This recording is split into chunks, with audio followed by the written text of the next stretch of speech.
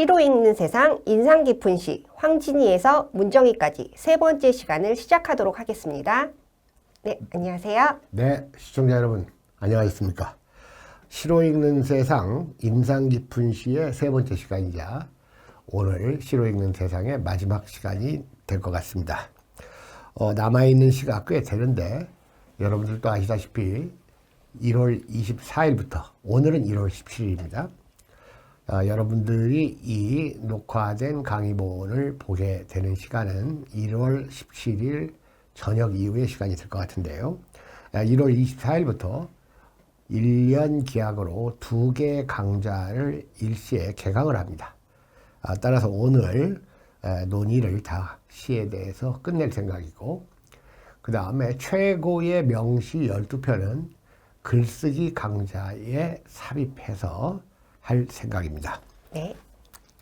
1월 24일부터 글쓰기 강좌 말과 글, 즉 언어와 논증 또는 문학과 논증 강의가 개강하고, 동시에 같은 날 춘추 전국의 영웅과 스승들, 역사, 중국 역사, 그리고 철학 강좌가 개강을 합니다.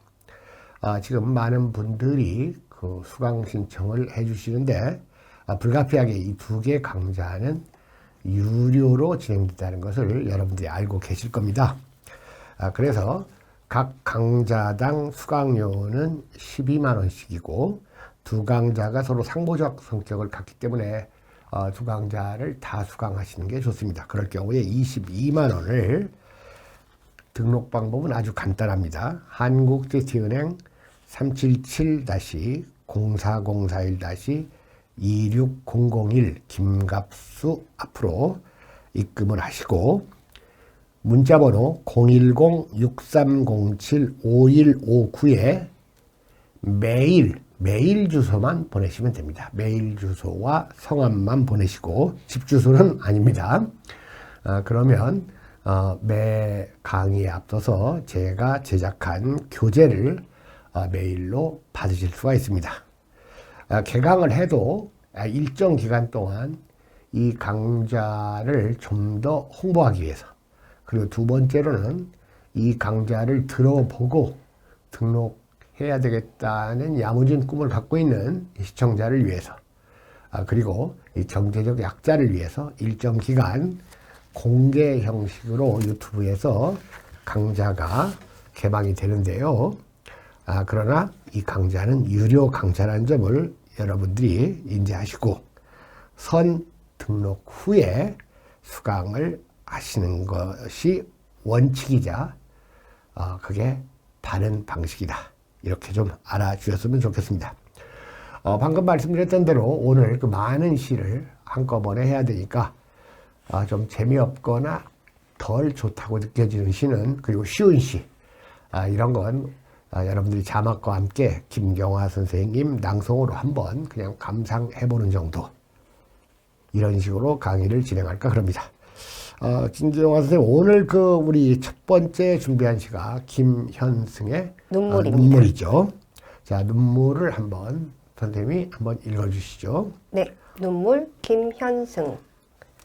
덜어는 옥토에 떨어지는 작은 생명이고저 흠도 티도 금가지 않은 나의 전체는 오직 이뿐.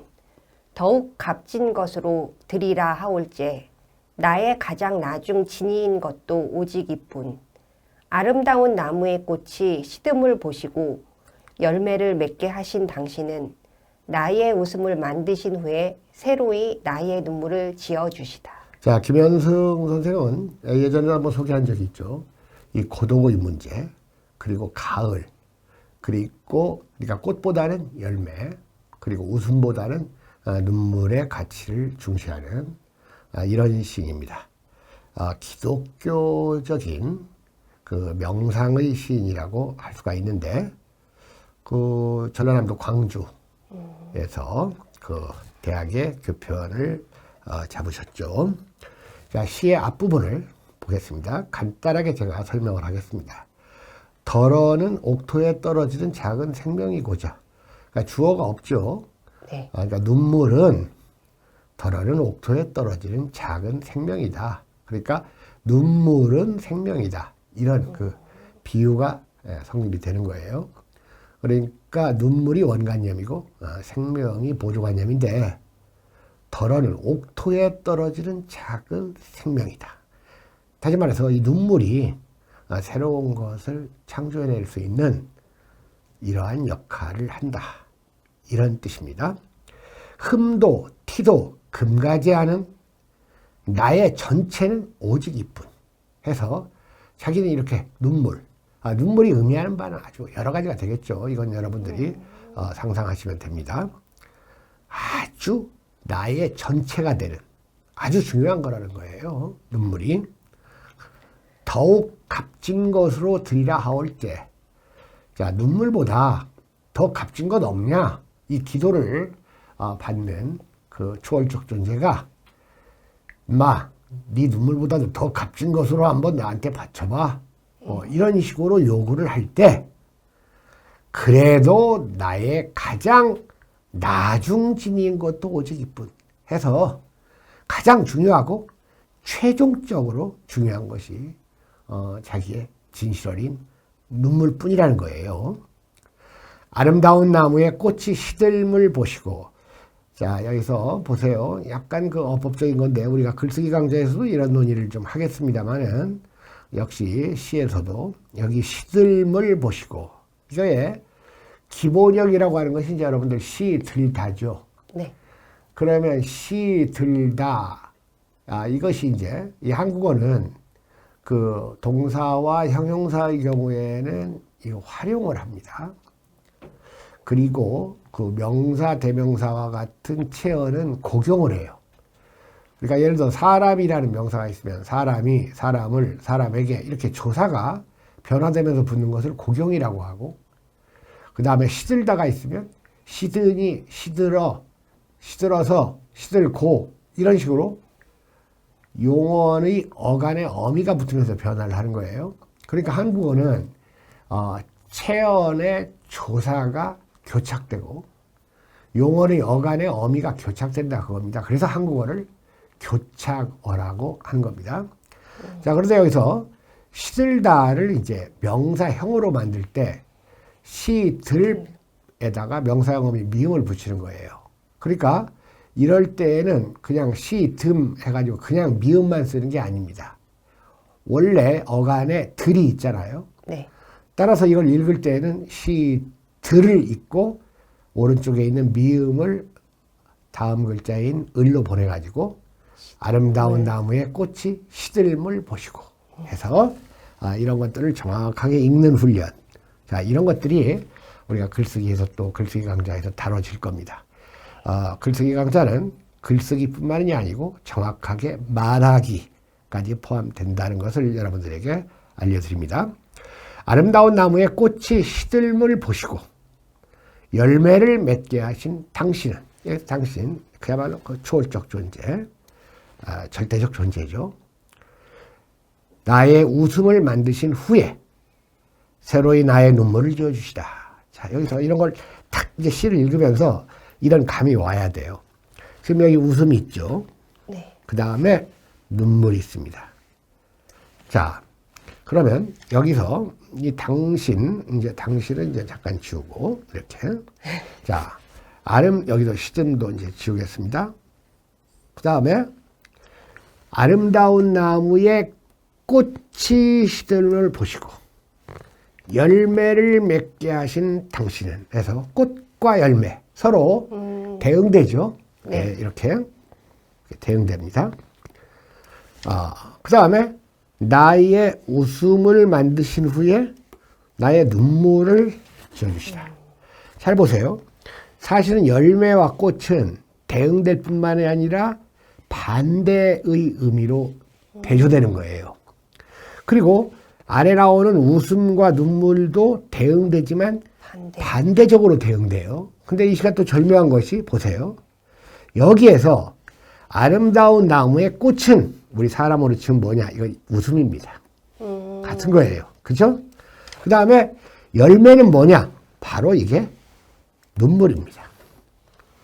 그러니까 여러분들 딱 보실 때, 이 시인은 웃음보다는 눈물을 훨씬 중시한다고 했죠. 네. 자, 그러면 그 위로 올라가서 이 시인은 꽃을 더 좋아해, 열매를 더 좋아해? 열매. 열매를 더 좋아하겠죠. 네. 그러니까 이런 시인은 봄을 더 좋아해, 가을을 더 좋아해? 가을을. 당연히 가을을 좋아하죠. 네. 그러니까 아주 이렇게 명랑하고 이렇게 화목한 이런 삶보다는 고독한 삶을 좋아한다 그겁니다. 그래서 김현승을 우리가 가을의 시인 또는 고독의 시인이라고 하는 거예요. 그래서 이 김현승의 대표적인 시로는 가을이라는 시도 있고 가을의 고독이라는 시도 있고 이분의 시집 제목 중에 견고한 고독, 절대 고독 해가지고 이 고독에 대해서는 꽉 잡고 있는 시입니다. 자, 그러니까 이 꽃이라는 건 시들어요. 그러나 열매라는 건 값집니다. 웃음이라는 것은 이것도 보기는 좋은 거지만 해픈 거예요. 그러나 새롭게 만들어지는 눈물, 이건 이 세상에서 가장 값지고 최종적이고 내가 나의 절대자 초월적 존재에게 바칠 수 있는 가장 의미 있는 것이다 해서 눈물의 가치. 눈물이란 것은 말 그대로 반성의 눈물일 수도 있고 성찰의 눈물일 수도 있고 타인을 연민하는 그러한 사랑의 눈물일 수도 있겠죠. 네. 그러니까 우리가 보통 웃음만을 많이 좋아하는 이런 현대인들에게 웃음보다도 눈물의 가치가 얼마나 중한 건지를 말하는 시라고 할 수가 있겠습니다. 네. 자, 그 다음 시는 천상병의 귀천인데요. 이건 아주 쉽기 짝이 없는 시입니다. 그래서 여러분들이 이건 그냥 한번 김경화 선생님 낭송으로 그냥 들어보시면 누구나 이해하는 거예요. 일단 귀천, 하늘로 돌아가는 거죠. 네. 즉 죽는 거예요. 네, 귀천. 자, 읽으시기 바랍니다. 귀천, 천상병, 나 하늘로 돌아가리라. 새벽빛와 닿으면 쓰러지는 이슬 더불어 손에 손을 잡고 나 하늘로 돌아가리라. 노을빛 함께 단둘이서 기슭에서 놀다가 구름 손짓하면은 나 하늘로 돌아가리라. 아름다운 이 세상 소풍 끝내는 날 가서 아름다웠더라고 말하리라. 자, 이거 자기가 죽게 되면 네. 나 하늘로 돌아간다라는 이 문장을 3번 반복하고 있습니다. 3년으로 되어 있는 시인데. 그러니까 뭐 별로 말하는 바도 없어요. 그냥 이슬처럼 그냥 허무하게 소리 없이 죽고 노을처럼 아름답게 그리고 마지막 시간 구름 손짓을 따라서 죽고 그리고 자기는 죽을 때 이 세상 아름다운 이 세상 소풍을 끝낸다. 그러니까 이 사람은 이 삶이 그야말로 이 석가모니하고는 정반대되는 사람이에요. 석가모니는 우리의 삶을 그냥 고해라고 했죠. 이 사람은 그냥 즐거운 소풍이라고 하고 있는데 참 이 문학 또는 예술이라는 것은 대단히 이렇게 역설적인 겁니다. 이런 시를 보면 이 사람 참 행복하고 편안하게 살았구나 싶은데 전혀 그렇지 않습니다. 1930년에 태어나서 63세의 나이로 가기까지 언제나 이 질병과 가난에 시달렸죠. 그리고 이분은 어느 면에서 이 민족 분단 그리고 독재 정권의 희생자라고 할 수도 있습니다. 박정희 독재 체제에서 박정희가 6.28 부정선거를 저질러 놓고 그 부정선거의 저항을 막기 위해서 조작해서 만들어낸 해외 간첩단 사건으로 여러분들 동백림 사건, 동베를린 사건이라고 들어봤을 거예요. 네. 들어보셨죠? 그야말로 그 당시에 윤희상이라는 음악가, 네. 이런 사람들을 비롯해가지고 독일에 있는 사람들을 싹 잡아들이면서 약간 이름 있고 그 다음에 이렇게 영향력이 없는 예술가들, 시인들을 국내에 있는 연루시켜가지고 중앙정보부로 끌고 가가지고 전기 고문을 가했죠. 그래서 우리 천상병 시인은 그냥 아무 날 이유도 없이 자기도 모르게 잡혀가가지고 전기 고문을 당하고 나와가지고 그 약하던 몸이 더 망가져 버렸습니다. 그래서 이분이 마지막에 이런 글을 썼어요. 네 살과 뼈는 알고 있다. 진실과 고통 어느 것이 강자인지를 해서 그야말로 가난하고 아주 그 용모도 키도 아주 작고 부인도 그래요. 그래서 생활을 위해서 그 인사동에 그 귀천이라는 자그마한 그 찻집 이런 걸 내서 저도 한 2번 가봤어요. 그리고 이분은 그냥 막걸리가 주식이에요. 막걸리가 주식이고 평생 이 돈을 못 벌었어요. 근데 이분이 여러분 옛날에는 말입니다. 서울대학교 중에서도 문과에서는 서울 상대, 공대 이과에서는 이런 데가 가장 들어가기 어려웠거든요.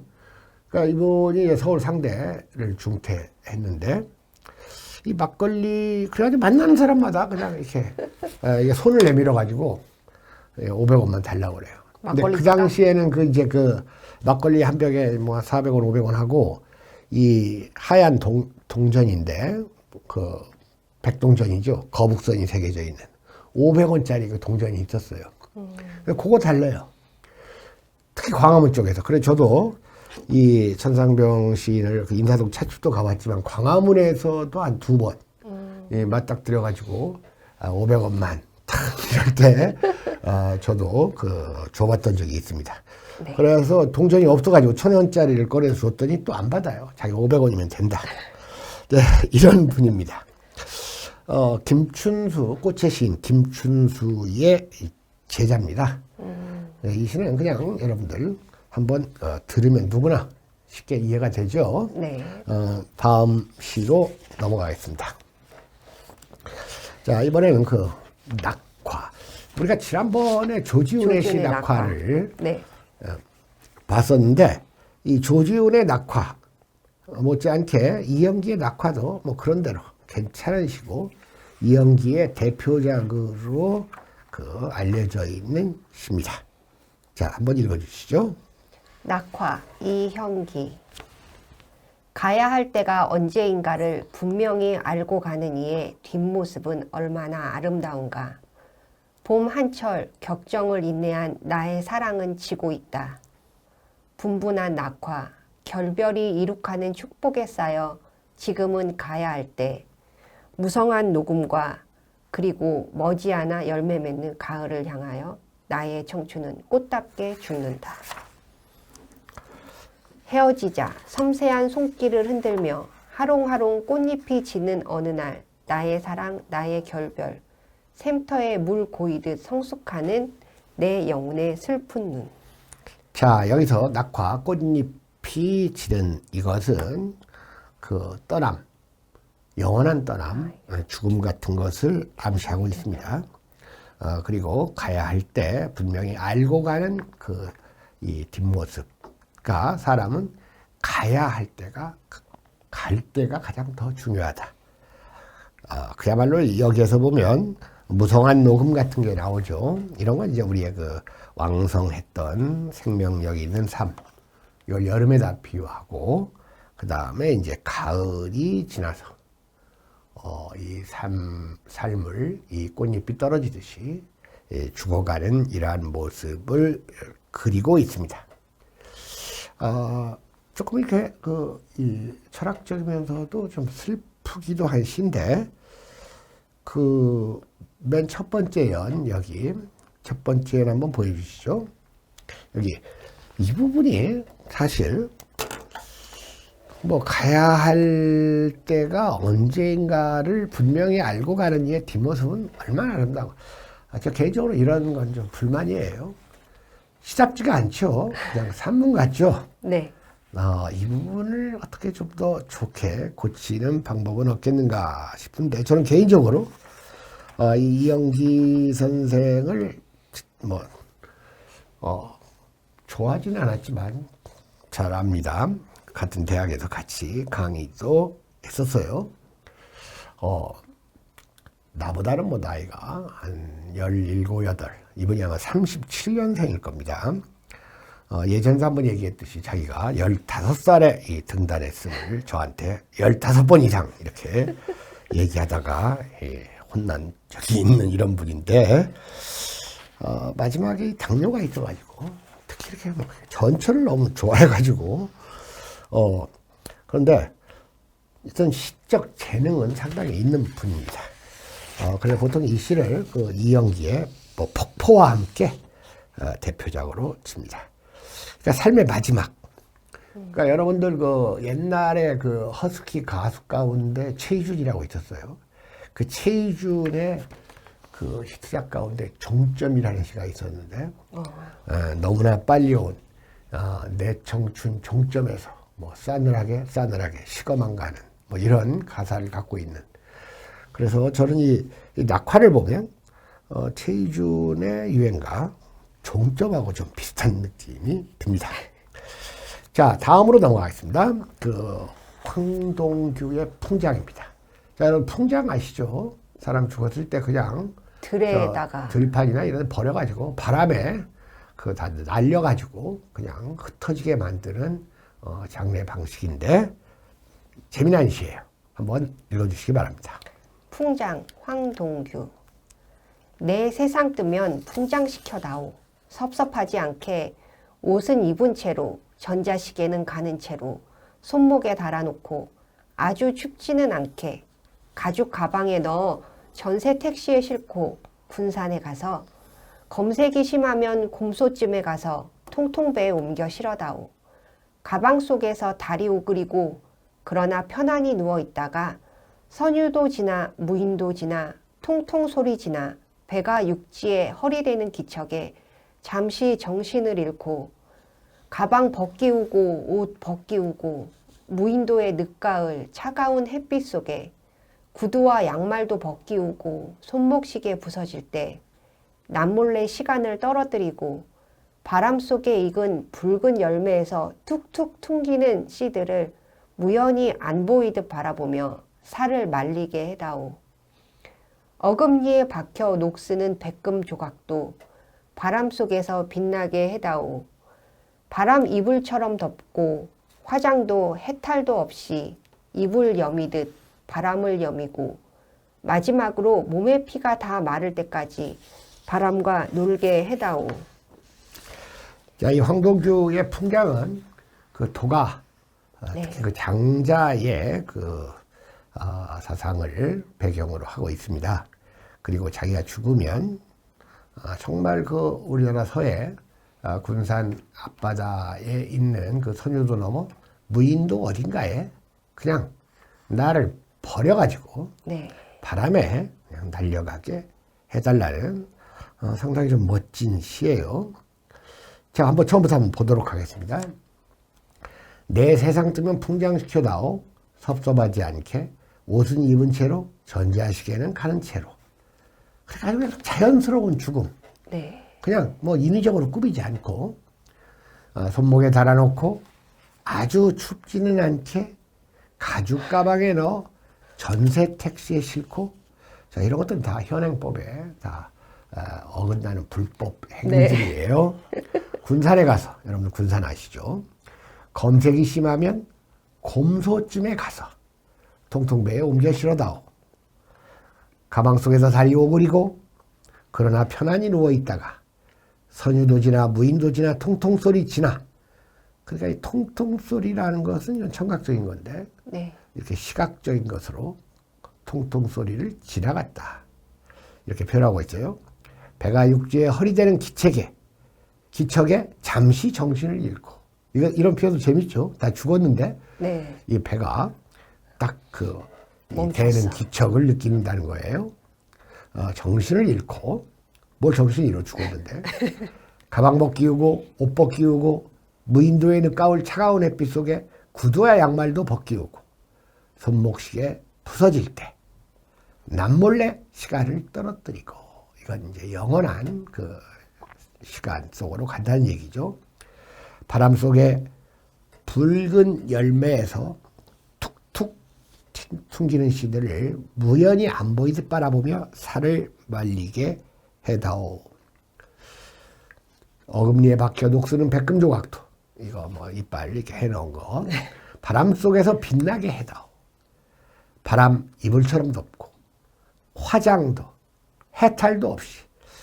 그래서 화장이라는 것은 보통 사람을 죽었을 때 이제 그 시신을 꾸미는 거고 여기서 해탈이라는 건 이건 그 불가의 어떠한 그 장례 뭐 이것도 이제 뭐 불가에서도 화장을 하죠. 뭐 이런 것도 없이 이불 여미듯 바람을 여미고 마지막으로 봄의 피가 다 마를 때까지 바람과 놀게 해다오 했는데 자 여러분들 지금 선생님 이 시가 멋진 시이기는 한데 좀 길죠.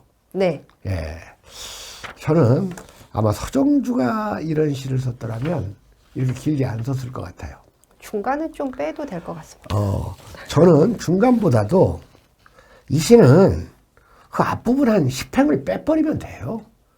뭐 여기 이렇게 뭐 어디 가고 군산 갔다가 검색 얘기하고 그럴 필요 없이 이 시는 말입니다. 그 앞부분 한번 보여줘 보세요.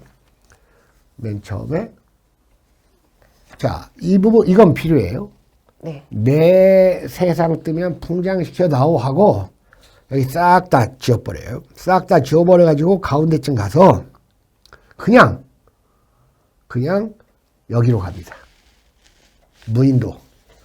무인도 지나 통통 소리 지나 배가 육지에 허리다는 기척에 잠시 정신을 잃고 이렇게 곧장 가도 그러면 훨씬 시가 내 세상 뜨면 풍장시켜 나오 해놓고 너무 비약적이면 그냥 뭐 외딴 섬 아무데나 데려가 풍장시켜 나오 이런 거 하나 넣어놓고 그냥 여기 무인도로 들어가면 이 시가 훨씬 쌈박해지지 않을까 하는 생각이 듭니다. 여러분 황동규 시인은 뭐 영문학자기도 하지만 좋은 시인입니다. 예전에 한번 소개한 적이 있죠. 그리고 소설가 이 황순원의 아들이라는 것도 여러분들 아시죠? 네. 그리고 이제 이 황동규 시인을 추천한 그러니까 이 스승격의 시인이 바로 서정주예요. 이 서정주는 황동규 그 다음에 이제 고은이라는 시인 알죠? 네. 고은 그 다음에 이제 이근배 그 다음에 오늘 논의될 문정이 이런 아주 중요한 시인들의 다 스승입니다. 그리고 또 뭐 제자들이 많죠. 이 황동규 고은에서부터 그 윤재웅에 이르기까지 윤재웅은 제 대학 몇 년 후배입니다. 뭐 아마 서정주가 길러낸 시인이 한 100명 정도는 될 거예요. 자, 그런데 이 황동규 선생의 이 풍장은 제가 아까 얘기했듯이 이 도가 중에서 이 장자의 것을 배경으로 하고 있다 그랬는데 여러분들 장자가 이제 죽어가면서 제자들한테 이제 제자들이 이제 장례를 잘 모시겠습니다 했더니 장자가 뭐라고 합니까? 나는 하늘과 땅으로 관곽을 삼고 해와 달을 한 쌍의 옥으로 삼고 하늘에 떠있는 별들을 갖가지 옥으로 삼고 세상 모든 물건을 부장품으로 삼을 것이다. 그러니 내 장례용품은 완비되지 않았는가? 여기에 무엇을 더 보탤 것인가? 그러자 제자들이 저희들은 까마귀나 솔개가 선생님을 파먹을까 봐 걱정스럽습니다. 이 부분이 되게 그러니까 좋아요. 장자가 그렇죠. 여기가 핵심입니다. 위에서는 까마귀와 솔개의 먹이가 되고 아래에서는 땅강아지와 개미의 먹이가 될 것이니 저쪽 것을 빼앗아 이쪽에다 주겠다는 것이다. 어찌 그리 편복한가 해서 이 장자 여러 구편에 있는 내용인데 말 그대로 이 장자가 이게 풍장으로서 그냥 자연스럽게 그 어떠한 인위나 인공도 없이 그 자연으로 돌아가고 싶은 이러한 그 무리 자연의 그 주제를 함축하고 있는 시가 이 황동규의 풍장이었습니다. 자, 다음에는 이 곽재구의 사평역에서 아주 유명한 시죠. 네. 여기 이제 사평이라는 지명은 우리나라 몇 군데에 있죠. 그러니까 여기가 꼭 특정 어느 지명이다. 이런 걸 밝히는 것은 무의미합니다. 그냥 시골의 작은 간이역 하고 알면 되겠는데요. 유명한 시죠. 자, 한번 읽어주시죠. 사평역에서 곽재구. 막차는 좀처럼 오지 않았다. 대합실 밖에는 밤새 송이 눈이 쌓이고 흰 보라 수숫꽃 눈시린 유리창마다 톱밥 난로가 지펴지고 있었다. 금음처럼 몇은 졸고 몇은 감기에 쿨럭이고 그리웠던 순간들을 생각하며 나는 한 줌의 톱밥을 불빛 속에 던져 주었다. 내면 깊숙이 할 말들은 가득해도 청색의 손바닥을 불빛 속에 적셔두고 모두들 아무 말도 하지 않았다. 산다는 것이 때론 술에 취한 듯 한 두릅의 굴비 한 광주리의 사과를 만지작거리며 귀향하는 기분으로 침묵해야 한다는 것을 모두들 알고 있었다. 오래 앓은 기침소리와 쓴약 같은 입술 담배 연기 속에서 싸륵싸륵 눈꽃은 쌓이고 그래 지금은 모두들 눈꽃의 화음에 귀를 적신다. 자정 넘으면 낯설음도 뼈아픔도 다 설원인데 단풍잎 같은 몇 잎에 차창을 달고 밤 열차는 또 어디로 흘러가는지 그리웠던 순간들을 호명하며 나는 한 줌의 눈물을 불빛 속에 던져주었다. 자, 다시 시의 앞부분으로 가서요. 이 곽재구 시인은 지금 1954년생으로 제가 알고 있으니까 아직 70이 안 된 시인인데 이 시가 데뷔작입니다. 신춘문예 당선작이에요. 데뷔작. 그러니까 아주 젊어서 쓴 시인데 아주 이 센티멘탈한 시인데 아마 이런 정서를 요즘 젊은이들은 이제 이해하기가 조금 어려울 거예요. 왜냐하면 이 귀향한다는 거. 네. 그 옛날에 그 시골 지방에 살던 그 이제 가족, 옛날에도 가족이 많아요. 뭐 그냥 9식구, 우리 집도 이제 9식구였는데 그런데 뭐 가난하던 시절에 이제 좀 똑똑한 아이는 이제 서울로 가서 또 공부를 하고 네. 그런데 다 갈 수는 없어요. 그러니까 이제 제일 공부 잘하는 사람 하나만 간다 그겁니다. 그러니까 주로 이제 마지가 가는 수가 있어요. 그러면 그 없는 살림에 혼자 가가지고 서울 가서 뭐 하숙 같은 걸 하면서 또는 친척집 있으면서 이제 학교를 다니다가 방학 때가 되면 집에 온다 그겁니다. 그러면 자기는 서울에서 공부를 하고 있지만 방학 때 와서 집에 와보면 뭐 공장 다니는 동생도 있고 또는 뭐 농사 짓는 아버지, 고생하는 아버지. 그러니까 이 귀향하는 길이 한편으로는 좋지만 한편으로는 아주 착잡합니다. 네. 그러니까 옛날부터 이 집안의 용이라는 말을 하는데 그거 굉장히 안 좋은 겁니다. 모든 고생 혼자 다 하는 거예요. 그렇죠. 저는 이런 시를 보면 제 큰형이라는 분이 떠올라요.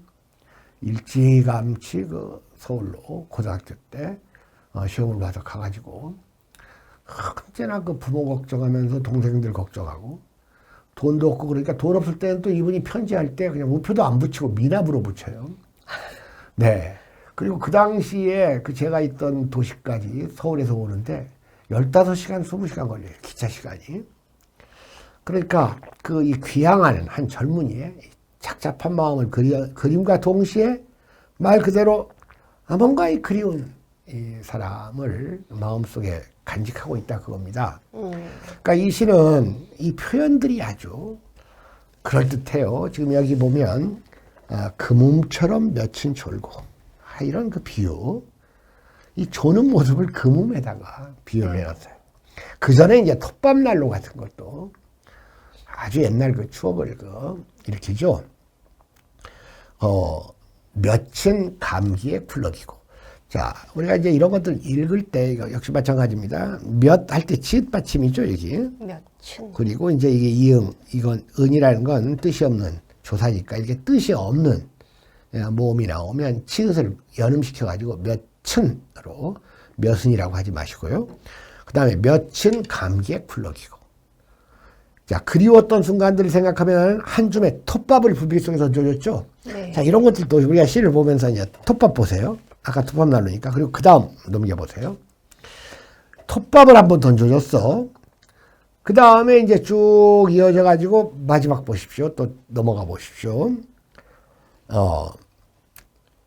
오리 알랭이찜 소리, 여기 쓴약 같은 입술 담배, 이런 그 비유도 아주 그럴듯하고, 이렇게 어두침침하고, 아주 이렇게 그 기운이 없는, 힘없는 분위기에서 갑자기 이렇게 막 싸륵싸륵이라는 아주 청량한 이 의성어가 이 분위기를 반전시켜요. 그러고 나서 눈꽃이 화음. 이런 것도 아주 탁월한 표현이죠. 화음 같은 눈꽃이라는 얘기예요. 그 다음에 낯설음도 뼈아픔도 다 눈에 덮여버려요. 이 눈이라는 것은 모든 것을 덮어버리는 이 정화, 이런 그 의미가 있죠. 그 다음에 단풍잎 같은 면잎의 차창, 이런 표현도 하죠. 기발한 표현이죠. 멀리 가는 그 기차, 야간 열차의 차창이 단풍잎처럼, 옛날에 이게 붉었거든요, 기차가 먼 데서. 옛날 그 증기기관차가 밤에 가면 이제 빨간 불빛이 있으니 그게 꼭 단풍잎처럼 보인다, 그겁니다. 네. 면잎의 차창을 달고, 그 다음 보십시오. 밤열차는 또 어디로 흘러가는지 해놓고, 그 다음 보십시오. 그리웠던 순간들을 호명하며 나는. 그러니까 사실은 그리웠던 순간 호명, 이름을 부르는 거예요, 사람. 그리웠던 이름들을 부르면서 나는 한 줌의 눈물을 불빛 속에서. 자, 아까는 뭘 던져줬습니까? 톱밥과 눈물이 이게 서로 먼 거리에서 이렇게 대응된다, 그겁니다. 그래서 그 한 귀향하는 그 젊은이의 착잡하고도 그 그리운 마음을 담고 있는 이 센티멘탈한 시인데요. 그 아까 싸륵싸륵 나오는 부분을 보세요. 싸륵싸륵 눈꽃은 쌓이고. 자, 이런 그 표현의 묘미가 이게 한국어의 특징이에요. 참 여러분들은 학교 다닐 때 한국어가 얼마나 그 좋은 점이 많은 언어인지 이런 것들을 덜 배우면서 잘하는데, 싸륵싸륵이라고도 할 수 있지만 써럭써럭이라고 할 수도 있잖아요. 그죠? 이렇게 그 모음을, 양성모음을 쓰거나 음성모음을 써가지고 의미를 달리하는 거예요. 그러니까 예를 들어 양성모음은 옛날 그 아레아가 있죠. 네. 아레아, 오가 양성모음이에요. 그다음에 음성모음은 으가 음성모음입니다. 양성모음은 자꾸 밝은 느낌을 줍니다. 찰싹찰싹. 그 다음에 음성모음은 크고 어두운 느낌을 줄 수가 있어요. 큰 느낌을 주고 철썩철썩. 그러니까 이 파리를 파리채로 때릴 때는 찰싹이지만 파도가 바위에 부딪힐 때는 철썩이죠. 네. 이렇게 아주 미묘한 어감의 차이를 이렇게 나타내는 이러한 이 특징을 음성 상징이라고 합니다. 선생님 좀 네. 오른쪽에다 써주십시오. 예. 그렇죠. 음성 상징. 음성 상징이라고 해가지고 줄여서 음상이라고 하는데, 이런 것도 아주 한국어의 탁월한 특징입니다. 그러니까 막 말을 아주 여러 개를 쓸 수가 있잖아요. 바라타, 퍼렇다. 영어로는 BLUE, 블루 하면 그걸로 끝이지 블루, 벌라 이렇게 따로 있는 게 아니라 그겁니다. 그 다음에 여기서 간단히 이렇게 그냥 나왔으니까 제가 얘기를 하는데, 한국어의 묘미를 살릴 수 있는 이 두 가지 특징 가운데 하나가 이 음성 상징이고, 또 하나는 말 그대로 이 접미사. 말 끝에 붙는, 앞에 붙는 것은 접두사고 뒤에 붙는 것은 접미사인데 접사라고 하는데, 특히 이제 이 전미사가 발달돼 있어. 이것도 아주 재미나요. 예를 들어서 아까 파라타라고 했죠. 파라타, 뭐 푸르스름하다, 푸르죽죽하다, 푸르꾸리하다, 푸르댕댕하다, 막 이런 말들을 엄청나게 많이 쓸 수가 있잖아요. 그러니까 이런 것들을 여러분들이 이 특징들을 좀 알고 글을 쓸 때도 거기에 이 적용을 시켜가지고 이런 음성 상징어나 또는 이 전미사를 사용하는 이런 언어 구사를 하면 훨씬 효과를 더 낼 수가 있고, 약간 그 시의 분위기하고는 좀 다른 얘기를 했는데, 이 곽재구 시는 아주 아름다운 아기자기한 이런 서정시를 잘 쓰는 시인인데, 아마 지금 순천대학에서 이제 정년퇴직을 하지 않았는가. 언제까 제가 얘기를 한 것 같은데, 제가 그 30대 초반에 그 순천대학에, 그분도 이제 벌써 정년퇴직을 했겠네요. 임모 선배가 있었어요. 저보다 박사과정을 1년인가 2년 먼저 하신 분인데, 그분이 그 대일외고 교무주임을 했었어요. 근데 제가 이제 그 대학 마치고 나도 고등학교 선생을 하려고 그 대일외고 그 지원을 해가지고 이제 면접. 예, 시험 봐가지고 이제 합격을 하고 또 면접을 보는데 얘들이 뭐 별의별 걸 내세우더니 결국 마지막에 이제 뭐 이렇게 협찬금을 요구하길래 그 학교 그 이사장실을 다 때려부시고 나왔는데, 그 때려부시고 나올 때 그 제 어깨를 다독거리면서 갑수 뭐 이런 일이 있을지 하고 나를 위로했던 분인데, 이분이 그 다음에 바로 순천대학으로 옮겨갔어요. 그래서 저한테 순천대학에 이제 이 소설이 하나 필요하니까 좀 지원을 해라. 그래서 가만히 생각해 보니까 뭐 우리 집에 있는 여자도 지방에 대학에 갔다, 나도 또 무슨 뭐 영어남으로 갈려가지고 무슨 대학 선생, 내가 뭐 부부가 다 대학 선생 하나, 부부가 다 목욕탕에서 때를 미나, 부부가 다 운전을 하나, 뭐 이렇게 차이가 있냐고 그래 난 안 갔는데, 그 자리에 이제 그 소설 쪽으로는 또 제가 알던 그 한모 평론가가 가고, 나중에 이제 동국대학으로 옮겨왔고, 여기 문예창작 쪽에 그 다음에 이제 이 곽재구 시인이 순천대에 가서 아마 정년퇴직을 여기서 한 걸로 알고 있습니다. 벌써 세월이 많이 흘렀습니다. 네. 자, 여러분들 이 사평역에서라는 시는 정말 한국어가 아니면 이런 미감을 살릴 수가 없는 이런 시죠. 그러니까 이런 시를 그냥 외워버리세요. 한번 이런 시 몇 표를 외우면 표현력이 아주 좋아집니다.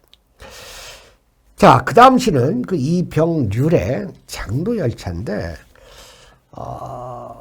굉장히 이렇게 약간 센티멘탈 면에서 더 곽재구 시보다 병약할 정도로 그 여리고, 이 수동적인 이 시적 화자의 모습이 나오는데, 이병률은 아마 그 대중의 세속적 인기도 꽤 있는 젊은 시인 겸 그 방송 작가예요. 아마 나이가 뭐 지금 뭐 50대나 될래라 그럴 겁니다.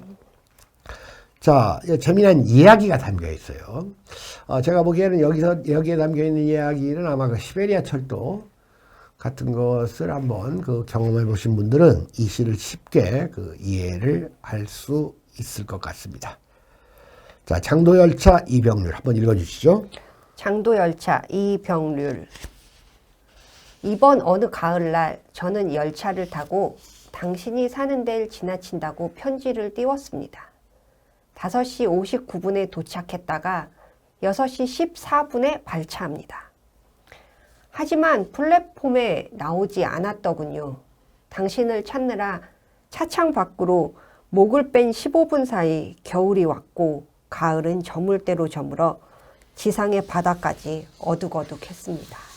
그러니까 뭐 지가 뭐 좋아하는 사람이 있어가지고 나 거기 지나가는데 잠깐 와서 볼래? 하니까 그 사실 그게 상당히 극적이긴 해도 뭐 15분 동안 그 기차 쉬는 동안 보고 싶어가지고 그랬는데 아무런 연락도 안 오니까 그냥 그 겨울을 느끼고 어둠을 느끼는 시라기보다도 하나의 짧은 꽁트라고 할 수 있는데 한마디로 해서 그 전달되지 않는 마음 그리고 올 것을 기대했는데 이 바람맞은 한 그 수동적이고 여린 한 그 사람의 마음을 표현하고 있습니다. 자, 그 다음으로 넘어가는데 이 대설주의보는 우리가 한번 소개한 적이 있죠. 네. 이거 그냥 읽고 넘어가겠습니다. 최승호 대설주의보 한번 읽어주시죠. 네. 해일처럼 굽이치는 백색의 산들, 제설차 한 대 올리 없는 깊은 백색의 골짜기를 메우며 굵은 눈발은 휘몰아치고 쬐그마한 수덩이만 한 게 짧은 날개를 파닥이며 굴뚝새가 눈보라 속으로 날아간다. 길 잃은 등산객들 있을 듯 외딴 두메 마을 길 끊어 놓을 듯 은하수가 펑펑 쏟아져 날아오듯 덤벼드는 눈, 다투어 몰려오는 힘찬 눈보라의 군단, 눈보라가 내리는 백색의 계엄령, 쬐그마한 수덩이만한 게 이게 중복이 되어 있네요. 쬐그마한 네. 수덩이만한 게 떼죽나무와 때 끓이는 외딴 굴뚝에 해일처럼 굽이치는 백색의 산과 골짜기에 눈보라가 내리는 백색의 계엄령. 그걸로 끝났습니까? 네. 네, 그러네요. 이게 좀 맞습니다. 시가 예. 좀- 처음 한번 보여주시죠. 뭐 이건 여러분들도 찾아보니. 자, 일단 여러분들 여기에서 이 엄청나게 이 퍼붓는 눈보라가 이게 무엇을 좀 의미하는 되어 것 있구나. 같습니까? 이 눈보라가. 엄청나게 퍼붓는 이 눈보라. 막막한 네, 잠깐 그 다음 장을 넘겨보세요. 자, 여기 눈보라의 군단. 백색의 계엄령. 이건 결정적으로 알려주죠. 네. 뭐냐? 여기서 무지막지하게 내리는 눈보라는 군사 독재의 폭압을 의미합니다. 군사 독재의 폭압을 의미하니까 그 전에 한번 다시 봅시다. 해일처럼 굽이치는 백색의 산들이라고 했는데 그 아래에 보면 여기 보세요. 쬐그마한 숫덩이만한 게 짧은 날개를 파닥이며 굴뚝새가 눈보라 속으로 날아간다. 이건 뭡니까? 이 군사 독재의 폭압에 쫓기는 이 인간, 인민의 모습입니다. 그 다음을 보십시오. 그 다음 한 번 더 보시고 이거 보세요. 안 읽었네. 말 그대로 이 숫덩이만한, 조그마한 숫덩이만한 이 새, 길 잃고 굶주리는 산짐승들, 이 독재 정치 폭압에서 아주 황폐해지고 삭막해진. 그러면서 이 소나무 가지들이 부러질 듯 이 눈보라의 군단이 몰아치고 있는. 저는 말입니다. 이 시도 역시 그 신춘문예 당선작인데, 이 시를 그 신춘문예 신문에서 제가 처음 읽을 때, 이야, 왜냐면 이런 시를 쓸 수 없는, 이것보다 쉽게 써서는 바로 잡혀가는 시대. 박정희 시대 말기에 나온 시거든요. 전두환 때. 박정희가 아니라. 자, 이 시를 쓴 그 최승호 시인은 그 뉴스타파 기레기 최승호하고 동명입니다. 이름이 같죠. 1954년생이고 강원도 춘천 출신인데, 초등학교 교사에서부터 대학 교수까지 이 의지에 이 교직 상승을 한 그런 시인이에요. 원래 이제 춘천, 우리나라 지방에도 막 굉장히 그 지방 패권을 행사하는 그래서 무슨 거기 마피아라고 하는 막 패권을 누리잖아요. 예를 들어서 그런 예를 들어 우리가 보통 SKY라고 하는 스카이 대학 네. 중에서 막 동창끼리 막 잘 뭉치고 막 이런 데가 이제 고려대학인데 지금은 어쩔지 몰라도 강원도 춘천에는 춘천고가 그래요. 그러니까 전라북도에서는 전주고가 더 이제 명문이었는데 익산 이리에 있는 남성고가 또 그렇게 또 잘 뭉쳐요. 그러니까 약간 학교 중에서 무슨 1등 학교보다는 2등이나 3등 가는 학교들이 이게 단결이란 걸 잘 아는데, 준천고도 강원도의 명문입니다. 준천고의 이 최승호의 이제 선배격으로는 그 소설을 쓰는 그 전상국 선생이 있죠. 전상국 선생. 그 다음에 이제 시를 쓰는 이승훈 선생이 셋 다 준천고 출신인데, 저는 이 최승호 씨는 만난 적이 없고, 나랑 나이가 같으니까, 저는 저랑 나이가 같은 사람들하고는 별로 이렇게 안 어울렸어요. 항상 나보다 한 10살, 20살. 이 전상국 선생, 그리고 이승훈 선생, 이런 분들하고는, 특히 전상국 선생하고 같이 이렇게 술잔도 좀 기울이고 그랬었습니다. 나보다 나이가 많은데, 우상의 눈물이라는 소설, 혹시 여러분들 아시는지 모르겠습니다. 그러니까 이분이 그 경희여고인가 경희고등학교 선생님을 하면서 소설을 많이 썼는데, 강원대학으로 옮겨가서는 이제 소설을 못 썼어요. 근데, 원래 옛날에는 이제 이 대학에 선생으로 이제 교수로 지원을 하면, 이제 어떻게 될지 모르니까, 그리고 그 지원했다는 것을 얘기하기가 뭐예요. 합격이나 해놓으면 이제 그게 확정이 되면, 어느 날 전상국 선생이 갑자기, 이분은 석사는 나랑 비슷할 때 했어요. 학교는 달라도. 그래가지고 어느 날 갑자기 자기가 이제 강원대학으로 가게 됐다는 이 고백을 하면서 그 강남구 선능역 앞에 맥주집에서 맥주 한 잔을 같이 했던 적이 있는데, 어쨌든 이 최승호, 전상국, 이승훈 시인은 아주 멋들어지는 기교의 시를 쓰는 이런 모더니즘의 시인인데, 아마 그 연배가 이승훈이 가장, 전상국 선생도 나이가 의외로 많습니다. 이분이 아마 41년생인가 37~38년생인가 되고, 최승호 시인은 아주 요즘도 많이 시집들을 내고 있는데, 대설주의보를 보통 이 대표작으로 씁니다. 자, 그 다음 시는 백수론인데요. 제가 한번 읽도록 하겠습니다. 백수라는 건 짐승의 왕, 네. 이걸 얘기하죠. 백수론, 노창재. 호랑이가 앞니마에 왕자를 새기고도 바람에 수염을 맡기며 홀로 외롭듯 감춘 이빨, 감춘 발톱과 같이 무시로 드러내지 않는 법. 뒤를 어슬렁거리되 기품을 잃지 않고 흔들리지 않아야 한다. 골짜기를 포효하되 주변을 다치지 않게 하며 먼 발치에서 바라보아도 항상 위엄과 기백이 서려 배경을 따뜻하게 하는 풍경의 중심이 되어야 한다. 고프고 주린 날이 오래 머물더라도 맑고 형형한 눈빛으로 견뎌낼 줄 알아야 한다.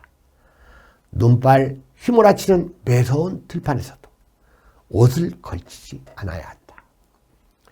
그러나 선의의 경쟁을 피하지 않고 다수의 안녕한 질서 속에서 언제나 몸을 맡길 준비가 되어 있어야 하고, 정의의 함몰, 위선과 병폐, 횡행한 골목을 마주치게 되면 그때는 가차없이 이빨과 발톱을 세워 분연한 일전을 불사하여야 한다. 다만 나아간 길, 한 점 흔적도 없이 길인 줄도 모르게 하여. 아주 지도자에게 어마어마하게 많은 것을 요구하는 아주 최선의 지도자의 모습을 그리고 있는 아주 박력 있는 시인데, 이 노창재 시는 아마 지금 연세가 아마 60대 초반이지 않을까 싶은데요. 창녕의 우포늪이라고 있죠. 그 우포늪에서 이제 농사를 지으면서 사시는 분인데, 아주 소탈하고 참하고 내성적이면서도 유머러스한, 최근에는 몇 년 전에 지극이라는 시집을 냈는데, 제 페이스북에 가까운 친구로서 저한테 댓글도 가끔 이렇게 달고 그러는 분입니다. 근데 이 시가 저는 아주 좋은 지도자의 모습을 이 백수의 왕, 호랑이에 비유해서 이 말하고 있는 아주 개성적인 시라고 생각하고 좋은 시라서 여러분에게 추천을 했습니다. 자, 그 다음 유하. 유하는 여러분 영화 감독도 하는 그런 시인인데요.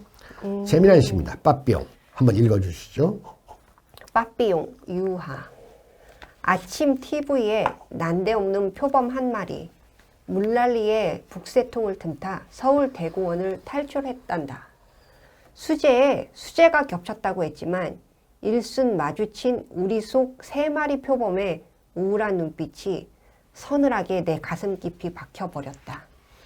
한순간 바람 같은 자유가 무엇이길래 잡히고 또 잡혀도 파도의 아가리에 몸을 던진 빠삐용처럼 총알 빗발칠 폐허의 산속을 택했을까? 평온한 동물원 우리 속 그 남은 3명의 드가. 그러나 난 죄송합니다. 드가 어디지? 그러나 난 그들을 욕하지 못한다. 빠삐용, 난 여기서 감자나 심으며 살래. 드가 같은 마음이 있는 곳은 어디든 동물원 같은 공간이 아닐까. 친근감 넘치는 것은 뿔테한 경에 드가를 생각하는 저녁 TV 뉴스 화면에 사살당한 표범의 시체가 보였다. 왜 안 넘어가지? 여기까지입니까? 아니요. 거봐, 네. 결국 죽잖아. 네. TV 우리 안에 갇혀있는 내가 드가. 네. 자, 여러분들 다시 앞부분을 돌려주세요. 이 시는 빠삐용이라는 영화를 좀 봐야지 더 쉽게 이해할 수가 있을 것 같아요. 여러분들 스티브 맥퀸이 주연한 빠삐용이라는 영화 보셨죠? 네. 우리 감옥을 이 배경으로 하는 영화 가운데 아주 유명한 영화죠. 빠삐용. 빠삐용 말 그대로 거기에 스티브 맥퀸하고 더스틴 호프만 이 2명의 주연 배우인데 그 섬에 갇혀가지고 빠삐용은 죽음을 불사하면서도 계속 자유를 향해서 탈출을 시도하고 이 드가 뿔테한 정을 쓴 이 더스틴 호프만은 그냥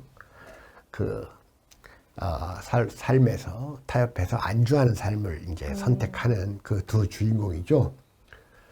원래 감옥을 소재로 하는 영화 가운데에서 유명한 것이 제일 유명한 고전적인 게 빠삐용이고 그다음 무슨 쇼생크 탈출 이런 것도 있죠. 네. 자, 그런데 이 시는 보면 비가 많이 와가지고 수재가 났어. 수재가 났는데 여기 수재가 겹쳤다. 수재가 났는데 서울 대공원에 표범 한 마리가 탈출을 했다 그겁니다. 그러니까 여기서 표범 한 마리는 자유를 찾아서 죽음을 불사하는 이 빠삐용하고 같은 의미예요. 그러니까 이제 수재에 수재가 겹쳤다. 수재는 이제 짐승의 재난이다. 앞에 수재는 물난리죠. 자, 그런데 그 뉴스를 보는 순간 이 시의 화자는 그래도 저놈은 남은 놈들은 자유를 향한 그 모험을 포기한 놈이지만 그 저놈 한 마리는 그래도 대단한 놈이다 하고 마지막 가서 봤는데 사살당한 표범의 시체가 보였다. 네. 영화 빠삐용에서는 빠삐용은 탈출해 거의 성공하는 것처럼 마지막에 얘기되죠. 자, 그러니까 이 유아의 빠삐용은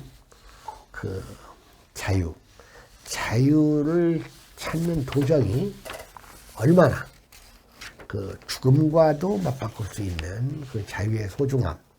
그러나 거봐 결국 죽잖아. TV 우리 안에 갇혀있는 내가 드가 해가지고 바로 자유를 찾지 않고 자유가 없으면서도 그것을 인식하지 못하는 이 피자유의 삶, 구속의 삶을 살아가고 있으면서도 그걸 인식하지 못하는 나야말로 이 드가 같은 사람이다 하고 이 자기 성찰을 해보는 이런 시입니다. 자, 그 다음에 개에 관한 명상은 여러분들이 그냥 한번 그냥 쭉 읽고 넘어가겠습니다. 자, 한번 읽어주시죠. 네. 개에 관한 명상 이응준. 늑대의 손자, 아버지를 닮지 못해 들에서 정원으로 추방당한 들개의 아우, 가족을 이해하지 못해 날것으로부터 밥찌꺼기로 식성이 변한 용도가 아주 다양하고 주인을 속일 줄 모르며 원망은 더더욱 알지 못하는 저 동물답지 못하게 호화스러운 잡종의 것들, 저 어벙하게 팔려만 가는 순종의 것들. 하지만 나는 여러 번 보아왔지 않았는가. 가끔 가다 제 새끼들이 이 집 저 집 흩어지게 되면 맥없는 목소리로 키 큰 양옥집 사이에서 우리 이웃의 대문 앞에서 늑대의 자손임을 들개의 아우였음을 애원하는 아주 미묘한 후회들을. 하지만 나는 이것 또한 잘 알고 있지 않은가. 죄라는 것은 더러워질 때부터 더러웠다는 것. 죄 중에서 가장 큰 죄는 본래의 제 모습을 모르는 것임을 잘 가라. 늑대의 손자, 들개의 아우, 영원하라. 늘 곁에 있어주어 고맙고도 한심한 개의 자손, 개의 아우들이요. 그러니까 이응준 씨는 1970년생이니까 젊은 편에 속하죠. 네. 이분은 뭐 소설도 쓰고 그 다음에 이제 수필이 좋아요. 수필인간이라는 연작 수필이 괜찮은데 몇 년 전에 그 신경숙 소설가가 너무 많이 표절했다. 네. 미시마 6개월 소설도 표절하고 이 문제를 처음 제기한 사람이 이응준입니다. 그야말로 이 사람은 대한민국 국회는 바바리맨과 바바리 우먼들의 한각 파티장이다. 뭐 이렇게 비판하는 풍자가 강한데, 자, 여러분 이 시를 읽어보면 지금 개를 나쁘게 말하고 있는 시입니까? 좋게 말하고 있는 시입니까? 좀 나쁘게 말하고 아주 나쁘게 말하고 있는 거죠. 말 그대로 개놈의 새끼 이하로 더 보는 거예요. 이 시의 마지막 부분 한번 보여주세요. 자, 여기 원래 개는 뭐냐? 늑대의 손자고 들개의 아우예요. 그러면 최소한도 늑대의 야성, 들개의 어떠한 그 자주와 들개의 그 사나움, 이런 걸 가지고 있는 게 이게 정체성인데, 이 개새끼들은 인간들한테 다 그냥 이렇게 다 순치돼가지고 자기 정체성을 잃어버렸다 하면서 이 시를 보면 그 위에 죄 중에서 가장 큰 죄가 뭐예요? 본래의 제 모습을 모르는 것. 지 정체성을 잃어버리는. 그래서 이 자주와 정체성을 잃어버리고 사는 현대인들을 개놈의 새끼 또는 개년들한테 이렇게 비유해가지고 이 풍자 비판하고 있는 풍자성이 강한 시입니다. 네. 자, 다음으로는 여러분들 그 최영미라는 시 유명하죠, 알죠? 네. 최영미 뭘로 유명합니까? 호텔에서 뭐 호텔에서 좀 지내겠다. 지내겠다 뭐 그걸로도 유명하지만 고은 시인의 미투. 그 미투를 이게 폭로한 여자 시인이죠. 그러니까 사실 이 고은 같은 분들, 고은은 아까도 얘기했지만 그 서정주의 제자예요. 네. 서정주 추천으로 이제 현대문학으로 데뷔를 했고, 그다음에 소설가 조정래도 동국대학 그 제자인데, 그 서정주의 친일 행적에 가장 앞장서서 이제 비난을 퍼붓는 게 이 고은과 조정래입니다. 근데 상당히 조정래 씨도 정치적인 행보를 많이 했죠. 뭐 안철수, 문재인 와가면서 뭐 그냥 근데 이 고은은 더더군다나 불명예스럽게 미투에 엮여가지고 아주 치욕적인 말년을 보내고 있는데, 이 고은이 이렇게 그 서정주를 자기 스승을 막 비난하고 그랬어요. 친일했다고. 그거 한 줄 다 알면서 거기 가서 배워가지고 시 데뷔했잖아요. 모르고 한 것도 아니면서. 네. 그러니까 아까 얘기했던 그 이금배 선생, 이금배 시인. 이금배 시인은 제가 이제 그 한국문학의 그 신인상을 받고 소설 데뷔할 때 거기 한국문학의 이제 주간, 했던 분인데, 그러니까 이금배 시인 같은 분이 스승의 무덤에 칼을 꽂는 새끼들이라고 막 이제 비판, 분개를 했었는데, 이랬던 그 고은이 뜻하지 않게 스승의 친일을 그렇게 야비하고 날카롭게도 비난했던 이 고은이 뜻하지 않게 더욱 치욕적인 것으로 한 후배 여류한테 이렇게 당하는. 네. 그러니까 이 인생을 살다 보면 인과응보라는 게 분명히 있어요. 그러니까 막 이 우리나라는, 외국도 그럴 거예요. 말하자면 영어로 얘기하고 막 유명한 사람, 대가를 막 까가지고 덩달아서 유명해지는 거. 예, 그런 이 관행 비슷한 게 있어요. 그러니까 예전에 일제 때만 하더라도 그 유진호 같은 사람이 그 소설도 쓰고 헌법학자고, 나중에 뭐 고려대학교 총장도 하고 야당 당수도 했었는데, 유진호만 하더라도 대단한 엘리트였었거든요. 그러니까 유진호를, 원래 나이 든 사람하고 젊은 사람하고 이 논쟁 붙으면 대부분 젊은 사람이 이겨요. 새로운 것을 하고, 그리고 도전하는 놈들은 미리 준비를 다 하지만 뜻밖의 도전을 받는 사람들은 준비가 안 돼 있잖아요. 그러니까 이 유진호를 막 그냥 붙잡고 늘어져가지고 까가지고 유명해지는 사람이 소설가 김동리예요. 네. 근데 김동리가 똑같이 당합니다. 누구한테 당하냐? 이어령한테 당합니다. 네.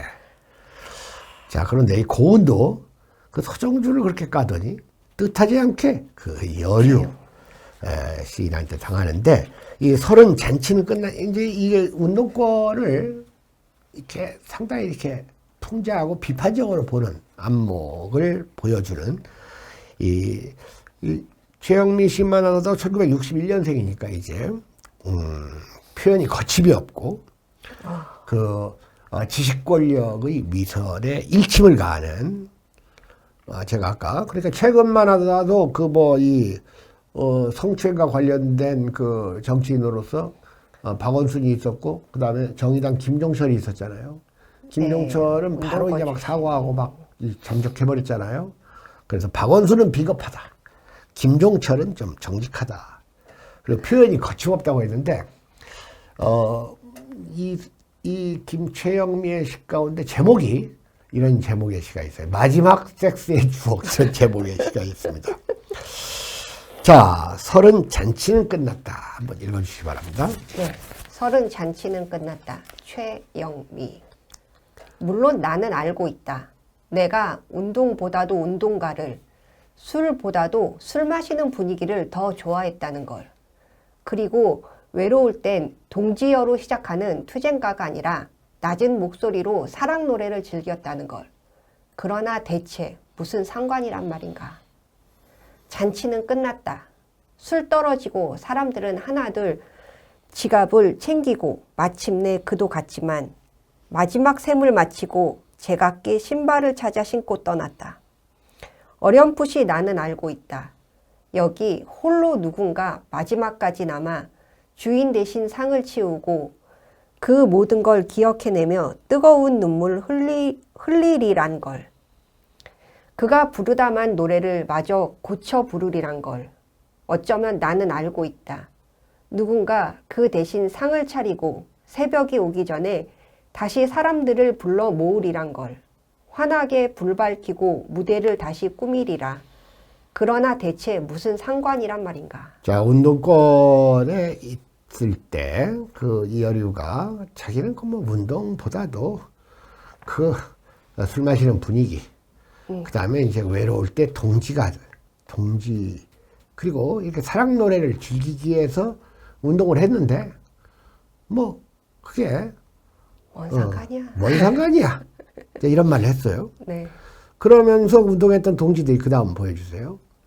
지갑을 챙기고 신발을 찾아 신고 각각 제 살 길을 찾아서 이 세속화되고 나갔는데, 그래도 마지막까지 남아서 또 이것을 계속하는 사람이 있다는 것도 알지만 그게 뭔 상관이냔 말이냐 해서 그야말로 그 운동권 세계를 상당히 냉소적으로 말하는 그럴듯한 시죠. 이 시가 네. 상당히 선풍적인 인기, 아주 유명한 시예요. 네. 유명한 시인데, 제목이 특히 더 유명한. 네. 이 시가 서른 잔치는 끝났다. 여러분들 그 신영복 선생이라고 할 거예요. 네. 신영복 선생. 우파들이 말하는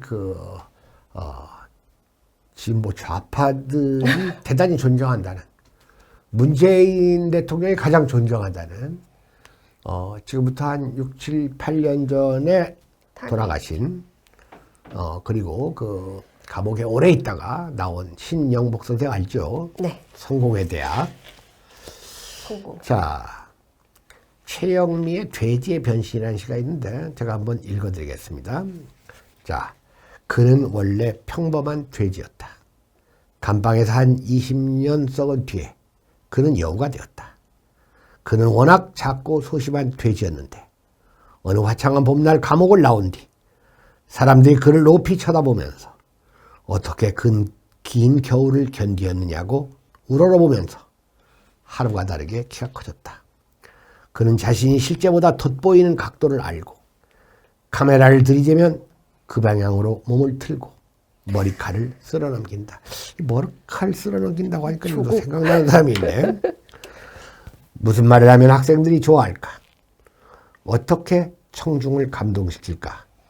박수가 터질 시간을 미리 연구하는 머릿속은 온갖 속된 욕망과 계산들로 복잡하지만 카메라 앞에선 우주의 고뇌를 혼자 짊어진 듯 심각해지는 냄새나는 돼지 중의 돼지를 하늘에서 내려온 선비로 모시며 언제까지나 사람들은 그를 찬미하고 또 찬미하리라. 앞으로도 이 나라는 그를 닮은 여우들을 차지하라는 변치 않을 오래된 역설이 나는 슬프다. 이게 뭐 꼭 신영복 선생을 대상으로 했다고 말할 수는 없고 최영미 시인 자신도 꼭 그런 건 아니다. 네. 꼭 그런 건 아니다. 이게 부분 부정인데 전면 부정이 아니고 저는 말이에요. 제가 예전에 그 베트남 여행 갔을 때 그 신영복 선생이 죽었다는 그 뉴스를 그 핸드폰에서 본 어떤 그 운동권 출신의 교사 하나가 무슨 지 아버지 죽은 것보다 더 큰 일로 여기길래 참 이상한 사람들이다. 신영복의 책들을 읽어봤나? 과대평가됐죠. 그러니까 또 금방 잊혀지잖아요. 네. 신영복 선생 돌아가셨을 때는 그렇게 시끌벅적 떠들더니 금방 잊혀지지 않습니까? 어쨌든 그 최영미 지식권력의 미선을 아주 날카롭게 폭로하는 개성 있는 그런 시입니다. 시가 좀 아우통하죠. 자, 질 나쁜 연애라는 약간 재미난 시. 그냥 여러분들 한번 읽으면 누구나 쉽게 이해할 수 있는 시를 한번 네. 김영환 선생님이 읽어주세요. 질 나쁜 연애 문혜진. 이 여름 낡은 책들과 연애하느니 불량한 남자와 바다로 놀러 가겠어. 잠자리 선글라스를 끼고 낡은 오토바이에 바퀴를 갈아 끼우고 제니스 조플린의 머리카락 같은 구름의 일요일을 메고 그의 검고 단단한 등에 얼굴을 묻을 거야. 회오리 바람 속으로 비틀거리며 오토바이를 몰아가는 불량한 남자가 좋아. 머리 아픈 책을 지루한 음악을 알아야 한다고 짓거리지도 않지. 오토바이를 태워줘. 바다가 펄럭이는 바람 부는 길로 태풍이 이곳을 버리기 전에 검은 구름을 몰고 나와 함께 이곳을 떠나지 않겠어? 문혜진 시인은 이제 여성인데 76년생이니까 오, 저보다 어리네요. 젊죠. 40대 시인인데 아주 그 좀 이렇게 좀 야성적인 이런 연애 같은 것을 바라는. 그러니까 지금 이 문혜진의 질 나쁜 연애나 그 다음에 나오는 문정희의 다시 남자를 위하여는 이 남성다움, 야성 이런 걸 잃어가는 그 남자들을 심하게 지적하고 비판하는 내용을 담고 있어요. 말 그대로 지금 문예진이 가장 싫어하는 남자는 앞에 나온 이 신영복 선생 같은 유형일 거야. 그 반대되는 유형의 남자와 오토바이 타고 좀 놀러 가고 싶다라고 말하는 충분히 공감이 됩니다. 그리고 꼭 야성이란 게 남성한테만 필요한 게 아니에요. 이건 사람이 가져야 할 매력이에요. 여성도 야성이 있으면 아주 매력적으로 보이는 겁니다. 원래 인간이라는 게 짐승이거든요. 그러니까 짐승과 뭐 99점 몇 프로가 다 유전자가 같다고 하잖아요. 근데 이런 것들을 너무 무시하면서 그냥 문명화되고 교양인처럼 구는 게 무슨 매력인 줄 아는 이 구닥다리들. 그런 놈들은 또 룸사롱 가서도 그런 짓을 해요. 그러니까 룸사롱 호스테스들이 제일 싫어하는 게 돈은 안 주고 이렇게 지성으로 때우려고 하는 놈들이 있죠. 날로 먹으려고 네, 하는 그러니까 사람. 어제 그 김건희 씨가 이 보수들은 그래도 돈이라도 주고 그러니까 미투가 안 일어나는데 진보들 네. 저 돈은 없지 바람은 피고 싶지 그래가지고 그러면 안 된다 그러는데 저는 뭐 맞는 말이라고 봤어요. 네. 자, 문정희의 여러분들 한계령을 위한 연가라는 아주 탁월한 시가 있는데 그 시는 한국의 명시 12편을 논의할 네. 때 글쓰기 시간을 따로 하기로 하고요. 오늘은 이 야성을 잃어가는 남자다움을 잃어가는 남자들을 아주 심하게 매도 수준으로 비난하고 있는 문정희의 다시 남자를 위하여를 한번 같이 읽도록 하겠습니다. 읽어주시죠. 다시 남자를 위하여 문정희. 요새는 왜 사나이를 만나기가 힘든지 싱싱하게 몸부림치는 가물치처럼 온 몸을 던져오는 거대한 파도를 몰래 숨어 헤치오는 누렇고 나약한 잡것들뿐 눈에 띌까. 어슬렁거리는 초라한 잡종들뿐 눈부신 야생만은 만나기가 어렵지. 여권 운동가들이 저지른 일 중에 가장 큰 실수는 바로 세상에서 멋진 잡놈들을 추방해 버린 것은 아닐까? 핑계대기 쉬운 말로 산업사회 탓인가? 그들의 빛나는 이빨을 뽑아내고 그들의 거친 머리칼을 솎아내고 그들의 말에 재지의 쇠고리를 채워버린 것은 누구일까? 그건 너무 슬픈 일이야. 여자들은 누구나 마음속 깊이 야성의 사나이를 만나고 싶어 하는 걸 갈증처럼 바람둥이에 휘말려 한평생을 던져버리고 싶은 걸. 안토니우스 시저 그리고 알록산에게 무너진 현종을 봐. 그뿐인가? 나폴레옹 너는 뭐며 심지어 돈주한 변학도 그 끝없는 식욕을 여자들이 얼마나 사랑한다는 걸 알고 있어? 그런데 어찌된 일이야. 요새는 비겁하게 치마 속으로 손을 들이미는 때묻고 야가 빠진 졸개들은 많은데 불꽃을 찾아 온 사막을 헤매이며 검은 눈썹을 태우는 진짜 멋있고 당당한 잡놈은 멸종위기네. 재미난 시죠? 네. 뭐 설명이 필요 없는 그런 시입니다. 네. 제가 같은 직장과 같은 이 대학에서 공부를 하다가 돌아가신 시인이 있습니다. 전재수 시인인데 이 전재수 시인이 돌아가시는 날 나와 함께 삼계탕과 이 임삼주를 먹다가 나한테 2차를 술을 좀 더 먹자고 그 사정하는 걸 제가 거절하고 그냥 보냈는데 이분이 그 길로 아마 친구들을 불러서 술을 좀 더 먹다가 저녁 때 그 연립주택 계단을 집에 들어가다가 그날 돌아가셨습니다. 아마 제가 그렇게 나한테 그 사정을 하는 거야 그날따라서 기생. 근데 저는 좀 과음을 안 하잖아요 이 차를. 네. 그런데가 약간 이분이 약간 호흡기가 있어가지고 막 내 손도 잡고 막 귀도 만지려고 하고 막 그래서 그냥 보냈는데 그날 돌아가셨어요. 그리고 그분이 돌아가시고 그분이 그 벽제 묻히는 그럴 때 그 초등학교도 안 된 그 딸들이 이렇게 아버지가 죽었는지도 모르고 아빠가 죽었는지도 모르고 흙을 갖고 장난하는 이런 현장에 제가 있었는데 그 현장을 지금 박은희라는 시인이 네. 시로 썼는데 아마 이 박은이라는 시인이 그 자리에 있었던 모양이에요. 그래서 제가 이 현대 시를 뭐 100편 가까이 논의하면서 100편 이상이죠. 한 150편. 저와 가까이 있었던 전재수 시인을 나보다 나이가 뭐 많은 분이에요. 15살 정도 많은 분인데 되게 직장에 같이 있었습니다. 자, 한번 읽어주시죠. 시인 전재수, 박은. 어찌 부름 없이 갔으랴. 먼저 간 그대. 벽제 고개 한 평의 땅에 오늘은 바람이 불고 비가 내린다. 들꽃이 무슨 생각이 있어. 들풀이 무슨 할 말이 있어. 노래를 부르랴. 벗이 되랴.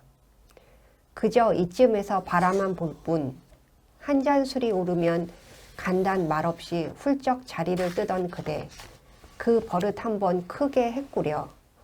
어둠도 눈물도 없는 세월도 아픔도 없는 거기 먼저 간 그대. 이 벽제라고 나오죠. 네. 그러니까 저도 그 자리에 있었는데 아마 이 시인도 거기에 있었던 모양입니다.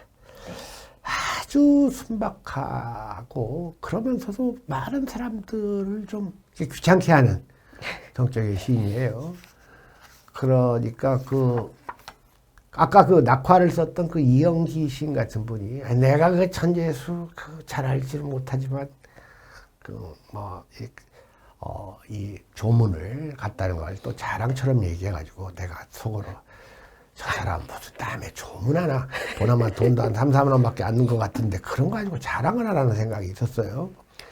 근데 마침 이분이 뭐 직장이 나랑 같으니까 제가 이분의 그 죽음 시작에서부터 이 장례까지를 다 하지 않으면 안 될 입장에 있었고 시를 하다 보니까 이분 생각이 났습니다.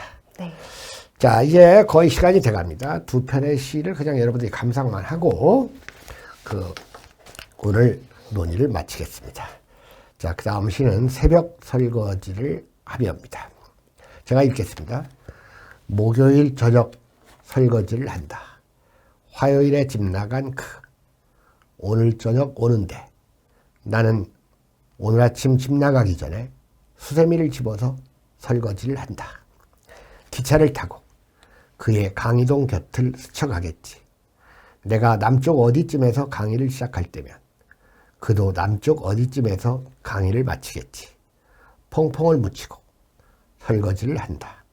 모범 1, 모범 2, 모범 3. 세 딸아이 다 합쳐놓아도 앉았던 그 자리만 또 못해. 그와 나의 귀가와 외출을 위해 가장 맑고 차가운 물로 새벽 설거지를 한다. 뭐 이건 제가 끄적여 본 시인데, 제 가족이 이제 지방 대학에 이제 화요일에 갔다가 목요일 날 옵니다. 근데 거기가 이제 경상도 남쪽이죠. 근데 목요일 날 제가 부산에 강의가 있었어요. 그러니까 집에 사는 여자가 이제 오늘 오는 날인데 나는 이제 강의를 하러 가는 거예요. 그래서 아침에 뭐 할 일도 없고 그래서 한번 설거지 같은 걸 한번 해보면서 그때의 심정을 그냥 이런 시를 이제 생활시라고 합니다. 네. 자, 그 다음에 있는 시 음악과 등대도 한번 제가 읽겠습니다. 내가 바하의 프렐루드를 들으면 불현듯 어긋난 사랑들을 향해 날아간다. 수많은 실책과 짓누르는 아픔들, 스스로 만들어 가진 많은 고통들. 그러나 나는 내 꿈의 나침반을 따라 날아가야 한다. 바하의 프렐루드를 내가 들으면 나의 생각은 먼 바닷가 항구로 향하고 남루한 선술집과 허술한 선실을 생각하고 고장난 크레인과 새는 기름 탱크를 떠올리고 대강술이 된 무거운 화물선에라도 몸담고 싶다. 그러나 그렇게 해서라도 나는 등대를 찾아 나서야 한다. 이 시는 제가 아주 오래전에 써가지고 언제 썼는지 모르겠습니다. 한 20년 전쯤에 쓴 시인데 어쨌든 시를 논의하면서 마지막으로 그냥 제가 써놓은 시가 한 10편 가까운데 그 중에서 한 2편을 좀 쪽팔리지만 소개하는 것으로 뜻깊은 시간을 마무리하겠습니다.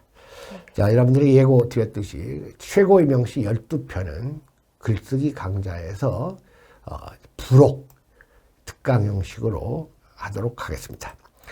1월 24일 개강되는 강좌 춘추전국의 영과 스승들은 이런 식으로 앉아서 이렇게 하면서 하고 글쓰기 강좌는 제가 직접 서서 이 칠판에서 판서를 해가면서 이렇게 좀 달리 강의를 하도록 하겠습니다. 자, 긴 시간 동안 시청해 주셔서 감사합니다.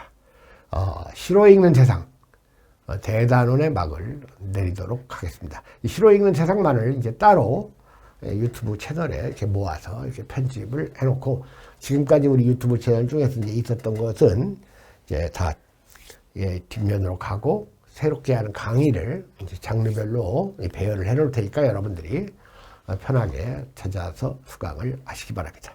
네. 자, 그동안 수고하신 김경환 선생님 감사드리고 앞으로도 계속 수고하실 것 같습니다. 자, 이걸로 마치겠습니다. 수고하셨습니다. 네, 감사합니다. 네.